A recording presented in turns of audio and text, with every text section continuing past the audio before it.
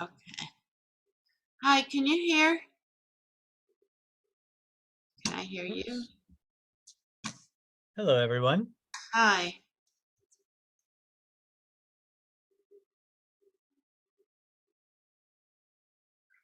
Rabbi, can you hear me? Oh, I can hear you fine. Oh, great. Okay, because my microphone wasn't working before. Wow, it seems to be working fine now. Good, thank you. Yeah. When you initially came on, I wasn't sure I could hear you, but then I realized it might help if I turned up the volume. Oh, okay. Amazing how that works. Yeah, I'm sorry I couldn't go this morning. I got workmen in my house and I just Understand. Hi, Shell. How are you? Hi. Long time no see. Okay. Right. Okay.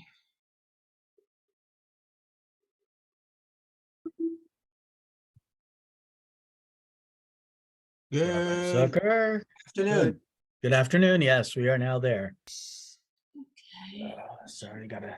Full screen. Okay.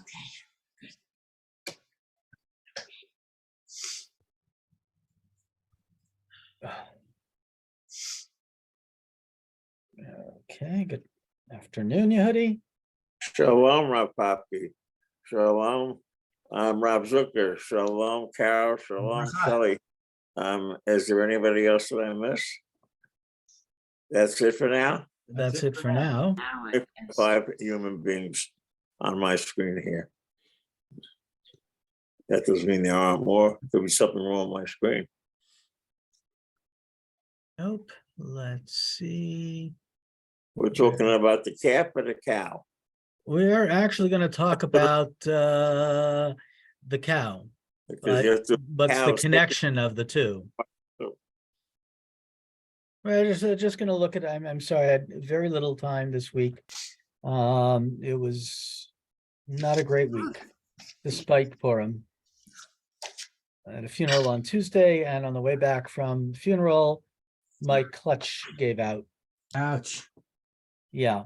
Hey, I remember those days with replacing clutches. Yeah, but this car is 2 years old. Oh, Less that's than not good. 10,000 miles. So that Is it covered under warranty or? no. Uh, So although the first of all, my dealership is trying to work with VW because I've been a very, very loyal customer. We've had a lot of VWs. So and also I'm going to push the point that why is a 2-year-old car of less than 10,000 miles having problems with the clutch? I've never had the problems with the clutch. no, that happened to me with Nancy Subaru. The clutch went at 30,000 miles. Okay, 30,000 miles, which it shouldn't happen on a Subaru, No, but not at all. Not you at know, all. I had a car and My first Jeep, but it was like 60,000. Yeah, but that, clutches. I've never had any of the problems. And the And- interesting thing is with a clutch, it's not covered, but if it was the automatic transmission, it would be covered. yeah. But it's just ridiculous. I mean, I had a car for 3 years in San Francisco. I had never had any problems with the clutch. So Yeah. I don't know. So Oh, whose funeral was it, Rabbi? a non-member. Oh, a The non-member. name is Bickoff Oh, from Passaic. okay. She was 101, so thank God. Wow. It was a wonderful long Yeah. life. But then, so the whole business of getting the car towed, and Sure. Oh, wow. it's just lost so much time talking with the dealership and everything. Right. More than a little frustrating. Yeah. So we're basically going to look at a section of Midrash, which really is on Parashat Para, because this Shabbat is not only Kitisa, it's also Parashat Para. So we have a special maftir reading. And there is, as we'll see, a connection. By the way, do you need me to read that? No, I could read that part I know. Okay, Para Duma I know.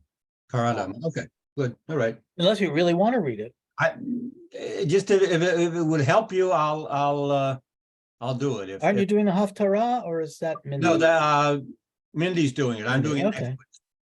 Right, right. Okay. Anyway, so Parashat Kitisa concludes the details of the Mishkan, including the lighting of the lights, and we move into the conclusion of the materials on the Mishkan with a law about Shabbat. And we'll see as we resume next week with Vayakel Pekude, as we resume the description of the actual building of the Mishkan, that we begin with the section on the Shabbat law. And we've talked about the connection between the Mishkan and Shabbat, and its central place within the narratives or descriptions of the Mishkan shows that there's a deliberate connection. But also at the center of the story of the Mishkan is another building project. And that, of course, is that of the golden calf, although, as I always mention, that term is never used in Shmot. It is an egel masecha, a molten calf, but they melt down gold and they make the calf out of that. So it's pretty fair to call it the golden calf. And basically, the people are frustrated. Moshe is still up the mountain. They don't know where he is, and they feel lost and alone. And they ask Aaron to make a god for them. And he, as Aaron puts it, they gave me their gold and melted it down, and out came this calf. And then the people begin worshiping it. At that point, Moses is sent down from the top of the mountain. He sees what they are doing, and he smashes the luchot, the 10 commandments that God has given him, and he smashes the golden calf. Its ashes are sprinkled in the brook that is running by the mountain, and the people are made to drink, very much like a sotah ritual, because after all, they have turned against God. Goldwasser, Danziger Goldwasser. Pardon me? That's a little Purim kite. That's the origin of Danziger Goldwasser. Oh, interesting. The gold, Yeah, golden, yeah. So, and it's just remarkable, as it says here, in Sarna's commentary, the violation of the covenant, the golden calf. It's so hard to imagine that after the people experienced the theophany at Sinai, they would so quickly turn to another god, or those many commentators point out that what the calf was very likely simply a chariot or a throne for God, as we talk about God enthroned on the cherubim, and of course, what is on top of the Aron, but the two kruvim, which could very well have been winged bulls with human faces. Even so, it's a pretty nasty thing that right after they make a covenant with God, they break it. They break one of the most important rules. And so, here we got a couple more. And there needs to be a renewal of the covenant, which there most definitely is. We have the laws of the pilgrimage festivals, and then we will move on to the actual building of the sanctuary. But as I said, this Shabbat is also Parashat Para, and that's kind of interesting. As Yehudi quite correctly asked, are we looking at the calf or the cow? And to some extent, we are looking at both. And we're just going to take a look at a very famous set of midrashim that are on the Para Aduma. Now, again, the reminder, the Para Aduma is the red heifer, probably really was a shade of brown, but it's the red heifer that is burned together with a number of other things, and the ashes with the other things, the hyssop, blood, that is put into a liquid, and that is used for purifying someone who has come in contact with a corpse. For what it's worth, I had a chemist in my first congregation, and when we studied this, he said, "Wait a minute, that's kind of like the formula for making soap." So Shelley, you did this once, Shell, didn't you? Shell, well- didn't you once do something like this as a project? No, I never did this line, no.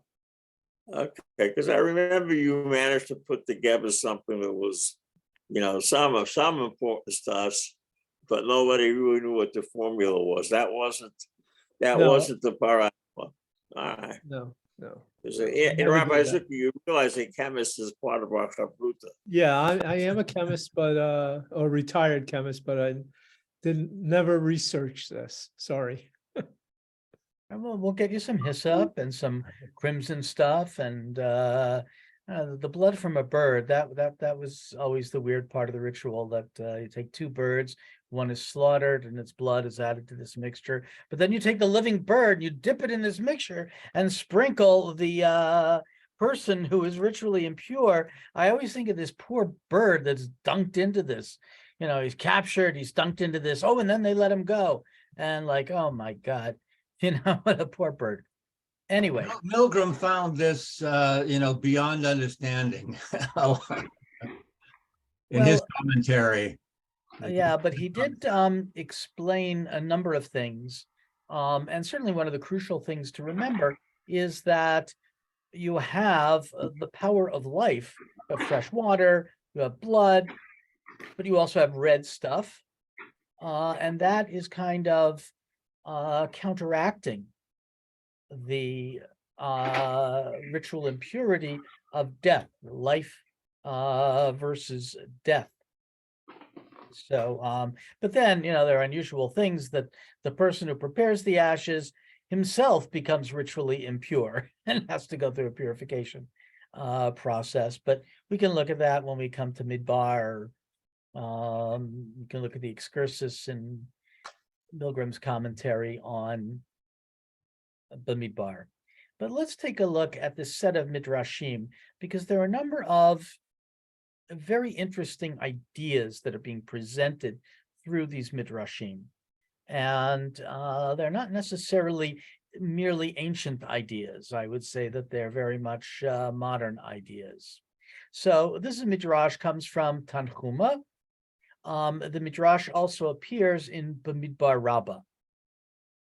So it's not like it was an unknown midrash. There's a midrashim that clearly have some degree of importance. And they're commenting on the opening line of the Parashat Para, Vaikue lecha fara adumat miman, you shall take for yourself, they shall bring to you, is how we often translate it now, this red heifer. Who would like to read? All I right. will. Whoa, I never get anyone to volunteer. And everybody Okay. volunteers at once. I will let Carol read first. No problem. Okay, Carol, thank you. Go ahead. Okay. They bring to you a red heifer without blemish. Okay, that's the verse they're commenting on. Okay, Rabbi Yossi Bar Chanina said, the Blessed Holy One said to Moses, to you I am revealing the reason for the heifer, but to others it is an unquestioned statute. Chukah. Yeah. It's So Rav as Huna. we've talked before we go on, as we've discussed, there are different laws in the Torah that some are clearly known as chukot, laws that don't seem to have an obvious rational explanation. And these laws are known as chukot. And we'll be learning more about that as we go on. Go ahead. As Rav Huna said, it is written, at the time I choose, I will give judgment equitably. It is also written, Zechariah, in that day there shall be neither sunlight nor cold moonlight. Yeah, so these are, somewhat obscure verses. And if I remember correctly, the verse from Zechariah, there's a note in the new JPS, meaning of Hebrew uncertain. But there are certainly a number of unusual words, Ikarot and Kipaon, how they translate it cold moonlight. Things that are hidden from you in this world are going to be clear to you in the world to come, as with the blind person who gains his sight.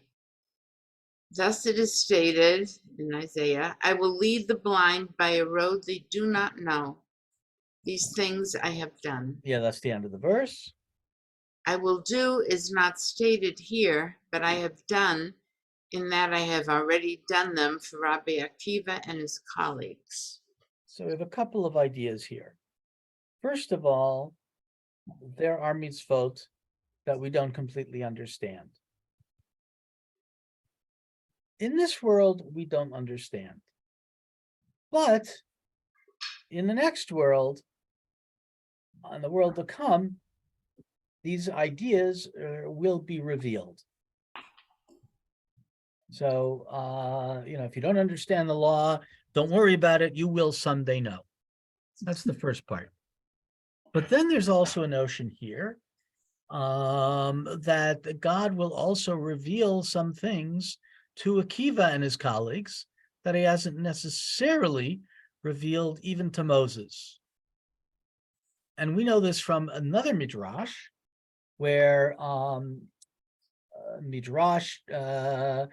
where Moses is taken to Rabbi Akiva's Beit Midrash. Notably, he's not sitting in the front, but he's sitting in the back, and he really doesn't know what's going on. And he's thinking, oh my God, like I'm the one who got Torah. Now I don't even understand it, until he hears Akiva say, a student asked him, how do we know this? Halacha Moshe Sinai. And then Moses feels a little bit better. It's something that is ultimately connected to me. And there's more to the Midrash, which is, and I think we studied it not that long ago, but so there's also a sense here of the law is not always immediately apparent, but it's something that we eventually can discover, whether it's in this world or the next world, or even in a later court. Any comments, questions? Okay, let's go on to the next midrash, which kind of picks up on this idea. Carol, go ahead. Another interpretation. Things that were not revealed to Moses were revealed to Rabbi Akiva and his colleagues. Okay, before we go any further, let's just think about that idea. Things that were not revealed to Moshe were revealed to Rabbi Akiva, Rav, and his colleagues. Now, what does that say about the authority of Torah? Moses himself didn't understand something. It wasn't revealed to him, but it would be revealed later on. It's dynamic. Yeah. Which we actually already see. We've talked about this. We see it in the Torah itself. As they're wandering through the wilderness, Moses brings questions to God. There are different cases that he doesn't really know what to do, and the people don't know what to do, and they have to ask God. And also we've talked about the notion that the divine revealed itself not just at Sinai, but also in the Mishkan and at places in the desert. So there's a dynamic quality that it keeps, that it continues to develop. In conservative Judaism, we would call this continuous revelation. Core movement, they would call it progressive revelation, that revelation continues to proceed through time. We see it not so much just whatever's later is better, but that it's an ongoing process, a dynamic, if you will. Yehudi, your hand is raised. Well, I think it's also a bit self-serving. In other words, it's each generation wants to get up and say that what we've got to say is the real deal.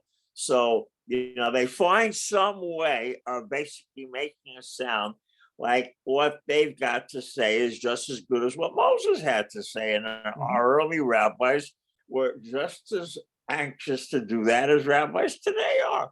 Yeah.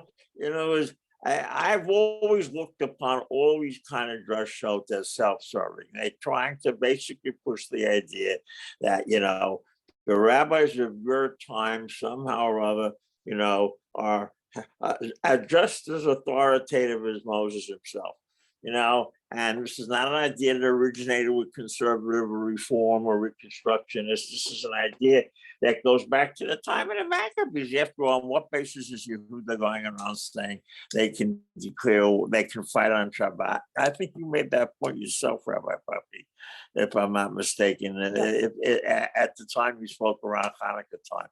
But in other words, up to that point, it was clear that most people believe you can't do battle on Shabbat. And then Yehuda Maccabi says, but that's not practical.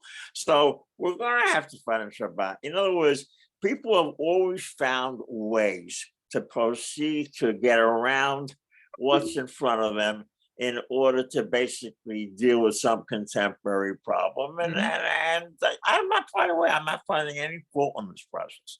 Right. If anything, by saying that they're doing this in the time of Rabbi Akiva, obviously I'm not finding fault in it. I'm just saying we ought to see it for what it is. Yeah. Good point. And the fact is there a lot of later Jewish tradition that always tries to project something back. So, we have all the anachronisms of, how characters in the Bible already observed rabbinic law, and it's pushed back to give some type of authority to it. Well, first of all, the idea of halacha Moshe Sinai, I'm not really coming out with it. This really goes back to Moses. But in later Jewish tradition, you were just quoting that ago. Yeah. Remember at the end, Moses can't understand what's going on in class. Right. So Rabbi Akiva says, oh, by the way, everything I just told you is halacha Moshe Sinai. So, this is still clearly a story of fiction. But the point of the story is, the message is that anything anybody ever wants to say at any time, they can go back and say it's halacha Moshe Sinai. And it's very clear that that's exactly what happened. By the way, it's very interesting. The Mishnah hardly ever uses that phrase. Right. If you ever sit down and research the phrase, you'll see how it came into use. In other words, that's a whole long story, but what I'm trying to say is every one of these ideas has a history of its own, okay? And, it just simply reflects the fact that in each and every generation, people are trying to find the authenticity for ideas that, are necessary, but we don't really have a text to basically back them up. And interestingly, Rabbi Akiva and his colleagues become kind of the next stage in what do we want to connect things to? What do we want to, you want to say something's really ancient, that gives it authority. So in the Kabbalistic tradition, the Tanaim were seen as these great mystical scholars. So you have the Zohar itself, the classical text of Jewish mysticism. Much of it is a narrative of Rabbi Shimon Bar Yochai and his companions wandering across Israel. But again, they're seen as the source of this great mystical tradition, the Bahir. And actually, you can mark the 1st century of Kabbalah by these two works, Sefer Bahir, which appeared at the beginning, and Sefer Zohar, or Sifrut HaZohar at the end. Sefer Bahir is related to Rabbi Nechunya ben Akana, who is mentioned like once in the entire Mishnah.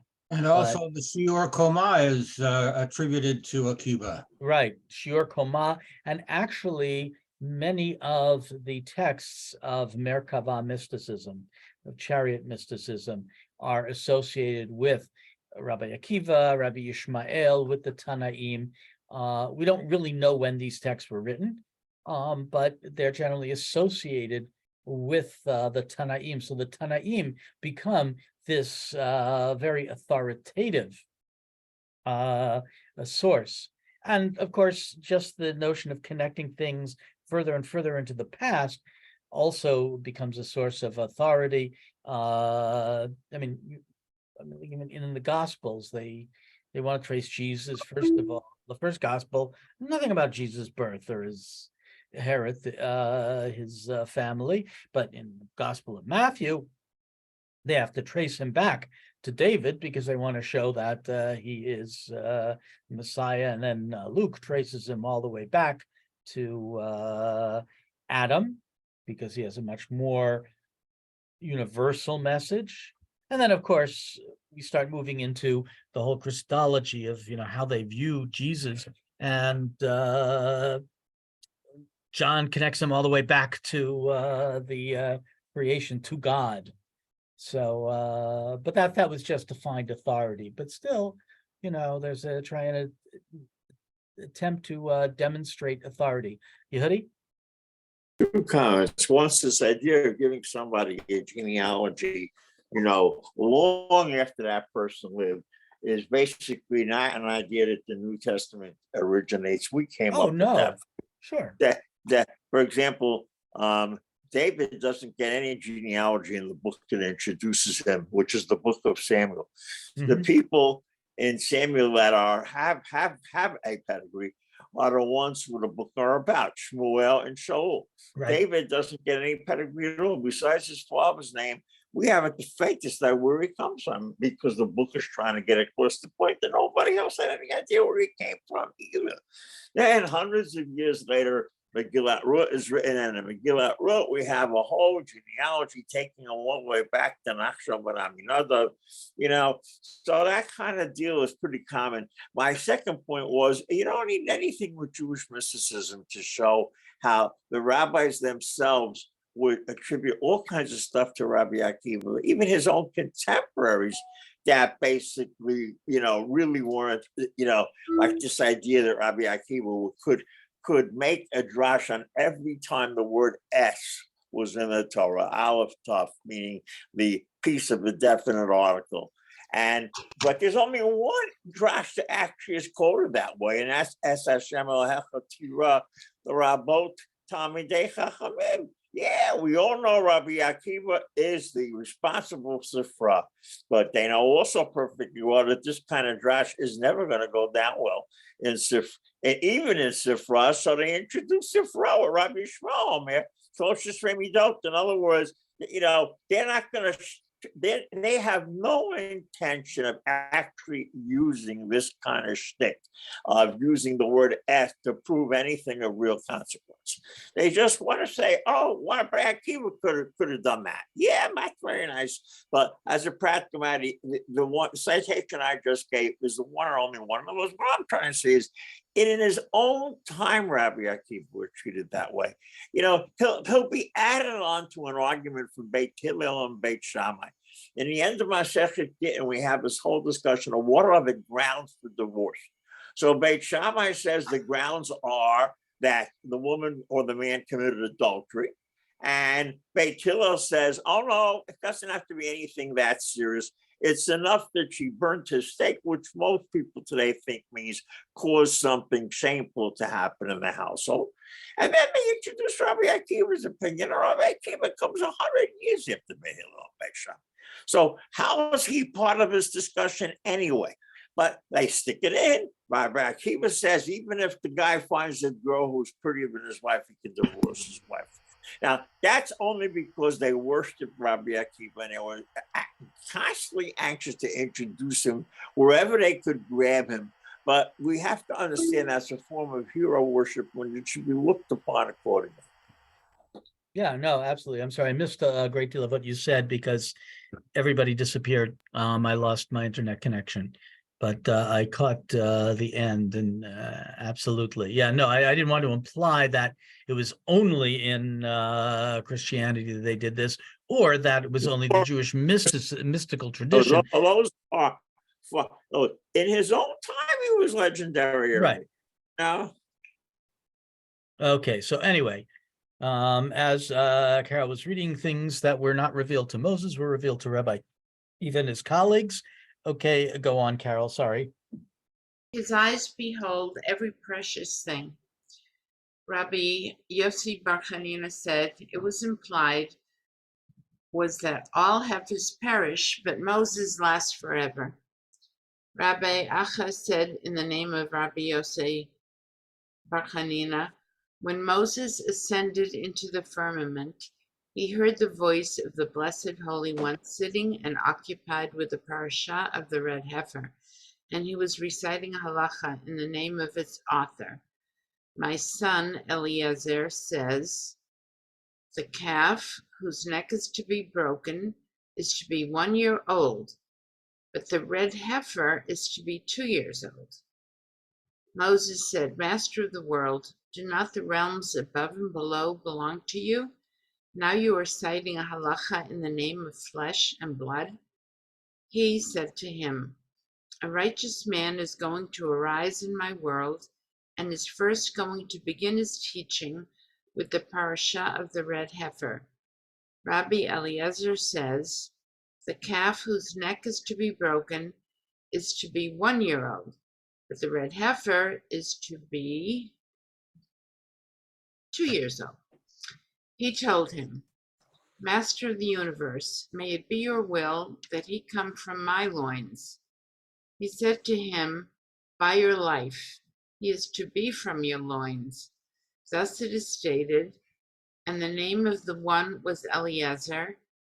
The name of that particular one who would begin his teaching with tractate Para was Eliezer. Okay, a number of things to unpack here.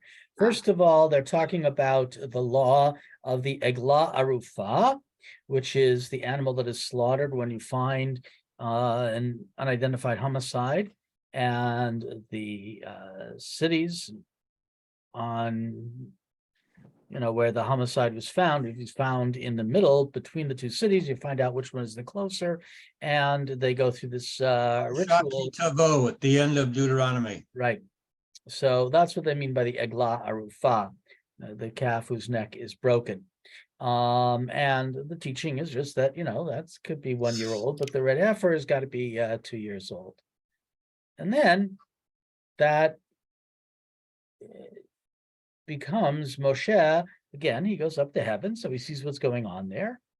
And God, supposedly the author of the halakha, he's teaching it in the name of Rabbi Eliezer. Like, wait, you got to do this.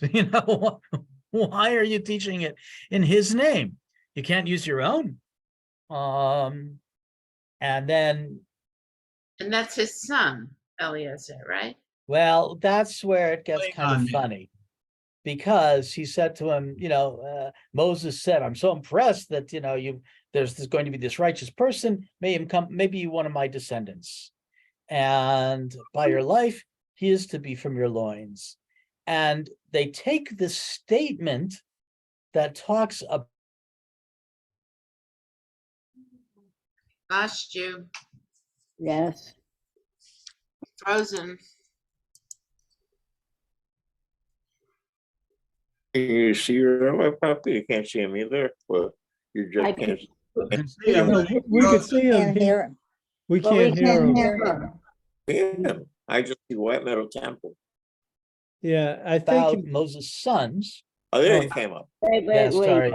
I Hold it, lost Rabbi. everybody a Yeah, moment. we lost you for a minute. For a few We got minutes. to the point where you were explaining why Rabbi Eliezer is going to be attributed to some kind of Mosaic ancestry. Yeah, my internet connection is unstable. Of Moses' sons' names was Eliezer, but they're really punning on the idea that the particular one that is going to be a descendant of Moses is Just somebody named after him. Okay. the Rabbi Eliezer who starts teaching. Am I losing everybody again? Yeah, Yeah. yes. You're okay. Yeah, Rabbi, I would suggest to turn off your video and you'll improve.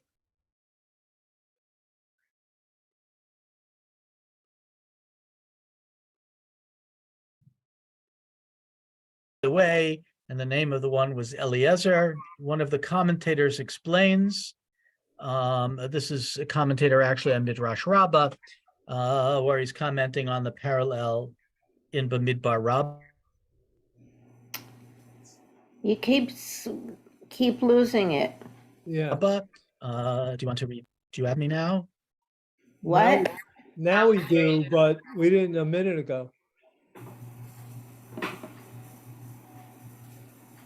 Did you hear Rabbi Papi Shell's suggestion? Yeah, that you- yeah, Just I stop just heard, the I just- video. Just stop the video, leave the audio on, and you'll improve immensely. okay, what moment? I'm just trying a different connection. Wait a second. No rabbi wants to just be heard Shell. They I also want to understand. be seen. Understand. I could tell you my dad was a pulpit rabbi. You know, that comes with the territory. All right, hopefully this works. So anyway, explaining the what the No, it doesn't work. Darshan is doing. Wait. We lost you there. So it didn't work. You're coming in and out. Well, let him say one complete sentence. Yeah, but I couldn't hear it. I heard it. Can we try again? All right, I should be connected. Okay, we heard you. Can you say hear me? that. Yeah. All right. Let me try stopping the video. Okay, now. All try right, but you can talking. still see the text, right? Yes. Oh, Yes. okay, good. So, well, that you don't need. So just explaining that play on the name Eliezer is one of the commentators on Bamidbar Rabbah, is kind of the parallel section. This is one of my favorite commentators, Zev Wolf Einhorn. I love his acronym, the Mahzu. Just think that's a great name. Okay, would somebody like to read here? And the name of the one was Eliezer? Lucy. Okay. And the name of the one was Eliezer. Since it says there, the name of one was Gershon, it should have said the name of the second was Eliezer. Therefore, he expounds that the name of the special one was Eliezer to allude to the Tana Rabbi Eliezer. According Go ahead. Okay, yeah, I can read the sentence. According to the 17th characteristic explained in the Mishnah in a clear fashion in my aforementioned introduction. Yeah, and just so you know who Zev Wolf Einhorn is, go on. According to Wikipedia, Einhorn's commentary on Midrash Rabbah, he is considered one of the most important, followed a method of counting the statements of the sages in Midrash according to characteristics. That is, different ways of expounding that he counted and named in his introduction to his commentary. Okay, so that's just explaining when he says according to the 17th characteristic, what 17th characteristic? Right. So basically he had his own way of examining the Midrash and interpreting it, and he becomes one of the most important commentators on the Midrash, or Midrash Rabbah, I should say. He commented on some other things. And one of my professors, Ray Shendlin, said that one of the most interesting classes he had was with Heschel, where they read Shmot Rabbah, the rabbinic commentary on Shmot, with the Maharzu. An odd kind of class, but sounded interesting. Now we come to another midrash on the Para Aduma, which is in fact probably the most famous. We've looked at it before. Susie, why don't you keep going? A certain stranger. A certain stranger questioned Rabban Yochanan ben Zakkai, "These things which you do seem like a kind of sorcery. You bring a heifer, burn it, pound it, and take its ashes. Then, when one of you is defiled by a corpse, they sprinkle 2 or 3 drops on him, and you say to him, 'You are clean.' He said to him, 'Perhaps you have seen someone. No. Have you skip the ever? line. Have you ever? Have you ever had a bad spirit of madness enter you?'" This is Yochanan to the Ger, not Ger, goy, actually, but go on. He told him no. He said to him, "Perhaps you have seen someone into whom a bad spirit has entered." He told him, "Yes." And he said to him, "So what did you do for him?" He said to him, "They bring roots and burn them beneath him. Then they sprinkle water on the spirit and it flees."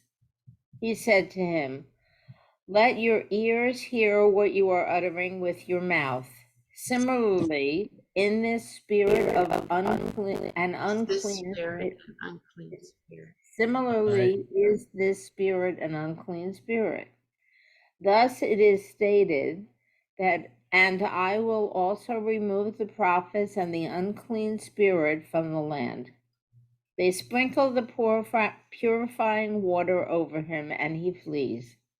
Okay, After- so that's the explanation that he gives to the non-Jew who's looking at this ritual of the red heifer and says, this really just looks like sorcery. And Rabbi Yochanan, example from his culture. Well, if that's what you say, well, how do you deal with an evil spirit? Oh, this is how we do it. So it's the same thing. Okay, go on. After the Gentiles had left, Rabbi Yochanan's disciples said to him, "Our master, you repelled this one with a mere reed of an answer. What have you to say to us?" He said to them, "By your lives, a corpse does not defile, nor does a heifer purify, nor does water purify. Rather, the Blessed Holy One has said, I have enacted a statute for you. I have issued a decree, and you are not Sure. allowed to If you don't, and you are not allowed to transgress against my decree. Thus it is written, this is the statute of the Torah." Yeah, chukah, again, using the word chukah. So basically, what is You're out again.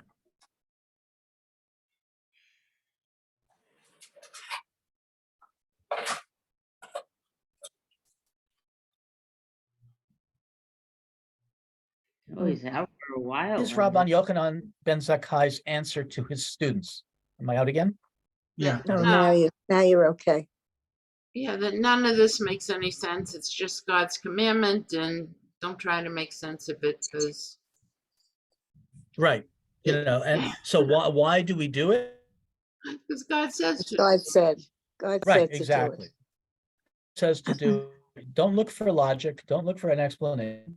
This is what I've decided, and this is what you have to do. And Quote, certainly, that is one approach to mitzvot. God commanded, and that's it. And you have statements in addition that tell you not to go looking after the explanations for all of the mitzvot. And yet, we certainly have a wide variety of literature on ta'ameh mitzvot, the reasons for the mitzvot. Yehudi? I thought I heard in the background somebody saying that it's ridiculous that we should have to do something just because God commanded it. I think it's fundamental. I think it's the fundamental postulate that the Tanakh is built on, and the whole Jewish religion is built on. That basically, ultimately, the source of the commandment is God's will. You can find all kinds of rationalizations for it, and we basically love doing that because that's the Hagil Torah Lahadira. But it doesn't change the fact that the only reason I'm going out and getting a little of an arrow is because of the fact that it's God's will. I'm not going to do that, say that I'm doing that because I want to help the environment. I'm not going to say I'm doing that because I want to go green. I mean, I could say all kinds of stuff, but the bottom line is I know perfectly well that I wouldn't say a bracha, unless I believe that ultimately what I'm doing is because it's God's will, and anything that I can find to rationalize it to myself is secondary, not primary. Okay, that is certainly one. That's certainly the approach of the Bible, without any question. and really for most of Jewish literature following it. But I think that it's also fair to say that how we understand the mitzvot, it may be that we understand it as literally coming from God. But some people can also understand it in what my teacher, Neil Gilman, would call a symbolic sense, that we see the behavior, not so much or the ritual, or again, preferring the word mitzvah. The mitzvah is not necessarily God's specific commandment, but observing the mitzvah demonstrates how we listen to God, how we acknowledge God's authority. So I'm just trying to think if I can find a quote here. In this last analysis, It still brings it back to the authority of God. right? Yeah, there is the sense that God, but is this literally God's will, or is this how I understand God's will? And there might be something else there. So the way he puts it, he expands on it much more clearly in his book on creating theology, Sacred Fragments. But he kind of presented some of it in an article, a work done in the 80s, The Seminary at 100, a lot of interesting essays. And he says, in the last analysis, my sense is that our choice lies between seeing ritual as obedience to God's will or as symbolic behavior. The two positions are not mutually exclusive, at least in theory. God can command us to act in symbolic ways, but in practice, the two positions will lead to widely divergent outcomes. The issues involved in making this choice are both theological and programmatic. The first position assumes God's explicit, i.e. literal or verbal revelation of God's will. The second assumes an active human and communal role in the formulation of the content of revelation. Where we stand on that issue will be decisive. And he gives the example of, in the symbolist position, if you merely see mitzvot as symbols, then it's possible that a mitzvah will fall into disuse because it doesn't carry the same meaning, or may be replaced by another mitzvah that seems to make more sense. Whereas someone who believes this is literally what God commanded would never agree that something falls into disuse, but it's always valid. We may not understand it. So it's just, I'm just bringing this out. It's not the only way to understand this, but he actually outlines very, very nicely kind of 5 different approaches to mitzvot that run the gamut from those that see it merely as folkways, to those that will see it much more as symbolic behavior, to those that will literally see it as God's will, and even further than that, the almost magical or almost the magical thinking in that, you know, if you do this in the right way at the right time, something will automatically happen. So he divides the way we look at mitzvot or ritual along that spectrum. And, to some extent, it goes from Mordechai Kaplan to, what's his face? The contemporary Kabbalist, Kaplan, Aryeh Kaplan. So between Mordechai Kaplan and Aryeh Kaplan, you got a wide range of the way people look at this. Indeed. Yeah. Yehudi? I just would like to mention, in conjunction with what you're saying now, Rabbi Papi, that Professor Sarah Wolf of the Jewish Theological Seminary is about to start a 4-week course Mondays at, I believe, 7 p.m. or something like that, or 7:30. Starting this coming Monday, and it's going to run till Pesach. And the subject just is exactly what you're speaking about, mitzvah. I registered for that course, and the price is right, at least in my opinion, and it's still open for registration. Anyone who wants to really learn a great deal more about this than can be said in a 10 15-minute discussion, I would strongly recommend. I've heard her talk before, and she's certainly quite knowledgeable and presents the material in a straightforward and user-friendly way. Yeah, no, she was very, we were on one session she did just a week ago, I think, that I thought was very good. The stuff I Right, send I out heard from, that. It was very good. yeah, and the stuff that's coming out of the seminary, that's coming out of AJU, it's really good. Okay, let's just do this last part because this is what connects it, the whole para aduma, to the golden calf. Interesting notion here. You want me to continue? Yeah, go ahead, Susie. And for what reason are all the sacrifices male and female? Why that one is only female? The para aduma. Para is feminine. Yeah. Rabbi Ebo said, to what may this matter be compared? To the son of a female slave who defiled the king's palace. The king said, let his mother come and clean up the excrement. Similarly, has the Blessed Holy One said, let a heifer come and atone for the incident of the golden calf. Yeah, kind of interesting. I'm not so sure that Compared to Rufa, but also compared to Seir HaMishtoach, which is male. right.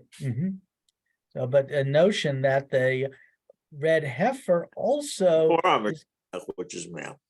pardon me? And the bird you send off, though, since Right. it has the name Onah, even if it is male, it sounds female. Yeah. So, but here the notion that the para aduma comes to atone for the incident of the golden calf. It's not necessarily any hint of that in the biblical text, but very interesting to see how the rabbis connect. Here we've got two cows, if you will, or a cow and a calf, and that they somehow connect, that there is this purifying role to the para aduma, that it's not just doing away with ritual impurity, but also some moral impurity, or in this case, I would say theological purity. There was another point, and I wish I could remember it, and I'm trying to remember where I saw it, but While you're thinking of that, let me just throw in the thought that for the rabbis, the Torah or the Tanakh rather was really the source of all knowledge. And there wasn't Wikipedia. You couldn't turn to your iPhone and look up whatever. All knowledge had to be taught in the Tanakh. And so to try to explain where one section, you had to look to another section. That's why we get these kind of connections that in our mind may seem a little bit weird or strange. yeah. But I think sometimes it's very clever. It's based on meaning where it's at the time of the Miluim, the day that they're going to dedicate the whole Mishkan, chapter 9, I believe, of Sefer Vayikra. They start off, Aaron, the whole ordination's rite, or that I would call a ritual, by the way, Rabbi Papi. The whole ritual that ordains Aaron starts with him taking an egel. So it sort of lends itself to the idea that why start with that? Obviously, you can't approach the bench until you first clean up whatever it is that you've got in your loose baggage. That I think that's really where this all originates. You Hmm. can, that, by the way, I didn't make that up. Rashi says this right there in Parshat Shmini. Yeah, and I mean, I would also say, just to add to everything that what I think all the good comments that are being made, is that certainly when the rabbis think, when the Bible thinks of a major offering, they do think of larger animals. They think, well, sometimes it's actually a bull and sometimes it's a cow, but they do think of something that's larger than, say, just a lamb or even a ram. But so all of these are very, very famous midrashim on the Para Aduma, and the fact that they appear in two places, in Midrash Tanchuma and in Bamidbar Rabbah, means that obviously it had some degree of importance, and it really Okay, touches. that's not correct. Rabbi, what's going on about Midbar Rabbah is they're just copying over Midrash Tanchuma, but Midbar Rabbah doesn't stand as an independent midrash. Rashi didn't even know of its existence. The first parshan who even quotes it is Ramban. Rashi thinks the only midrash that's out there is Midrash Tanchuma. When they decided to put together a book and call it Bamidbar Rabbah, they put together a huge thing on Parshat Naso, and then appended to it from Parshat Bahalotcha on. It's just quoting Tanchuma word for word. So I don't think you should say it's two separate references. It's simply two separate mentions. Yeah, although I think that they obviously felt that what was in Tanchuma was important enough to be repeated. Well, in the 12th century, if you're going to come up with a brand new midrash, publish it and expect somebody to buy it, you're going to have to offer them something they didn't see before. So the whole idea was to push Parshat Naso, and because that's after, remember, Parshat Naso is what we read around Chag HaShavuot. Right. Mm-hmm. So the idea was we're going to get a super deluxe midrash about Parshat Naso, and then after that, we'll stick in whatever else we want. And in the end, what ended up happening is they just copied over Midrash Tanchuma into Bamidbar Rabbah. That's why Rashi says at the beginning of Parshat Korach, Yafa Parsha Zu Nidreshet for Midrash Rabbi Tanchuma. Rashi didn't even know of Bamidbar Rabbah. Mm-hmm. But all of these midrashim, I think, also demonstrate kind of the religious ideas that are behind the midrash. A lot of people will focus only on halakha, and you can't have Judaism without halakha, period. But you also can't have Judaism without Agadah, and the halakha and the Agadah together are of crucial importance. And the Agadah sometimes raises some remarkable questions. The halakha does as well, and I don't think any less so than the Agadah, but just opportunity to look at some very famous midrashim for the special parasha we read this week, and also to see that they have a midrashic connection to our regularly scheduled weekly parasha. So Rabbi Papi, very modest. The person who actually came up with that statement, as you know, I'm sure, is Chaim Nachman Bialik, the greatest poet of all time. Basically wrote an essay called Halakha Ba'Agadah. And that essay definitively demonstrates the equal importance of both. Mm-hmm. Yeah, and I think if we look at some of the important figures in Judaism, they represented both halakha and agadah, like Rambam, Yosef Karo. So thank you very much. Have a good day, everyone. And Shabbat Shalom. Shabbat Shalom. Shabbat Shalom. Next week, we return to the Mishkan. Good. With all the details. Yes. In case you missed it first time around. There you go. Maybe I'll give a test next time.